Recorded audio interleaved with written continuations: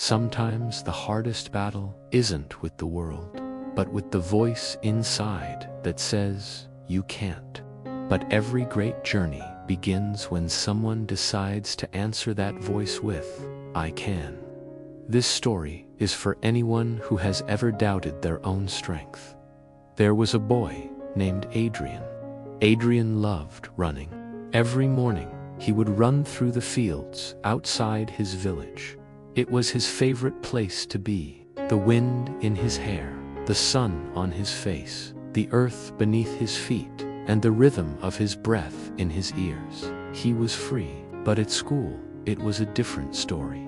During gym class, they would have races, and every time Adrian was the last one to reach the finish line, his friends would laugh, tease, and mock him. Hey, Adrian, you're so slow. Maybe you should walk the next race. Or, careful, Adrian, don't fall asleep during the race. We don't want you to miss your nap. At first, it didn't bother him. He just loved running more than winning. But day after day, those words echoed in his head. Maybe they're right. Maybe I'm not good enough. But deep inside, a small fire refused to go out. Then one day, an old coach noticed Adrian practicing alone at the field. His shoes were torn, his legs tired, but his eyes were still determined. The coach walked up to him and said, "Why do you keep going? You are not the best, not even close." Adrian looked up, surprised that someone had noticed him. He thought for a moment. "Because I love running," he said. The coach smiled. "That's not why.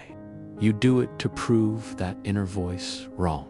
I see that fire in you, and if you let me, I'll help you fan the flames." Adrian joined the track team.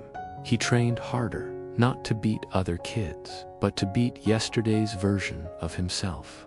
Slowly, he became stronger, faster, more determined. He set small goals and achieved them. One by one, his doubts were replaced by small victories. Months turned into years. He didn't always win, but he always finished.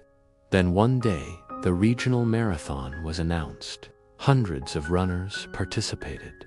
Adrian, now a young man, stood at the starting line. As the gun fired, he took off. His legs pumped, his heart raced.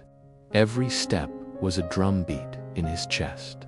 He wasn't the fastest, but he was determined. Hours later, Adrian crossed the finish line.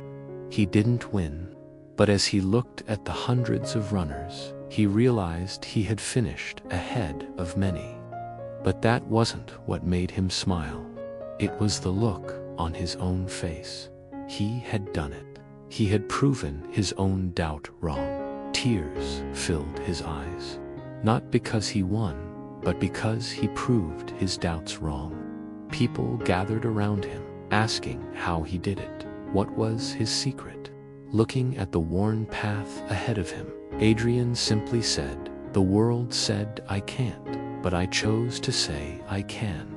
That's when everything changed.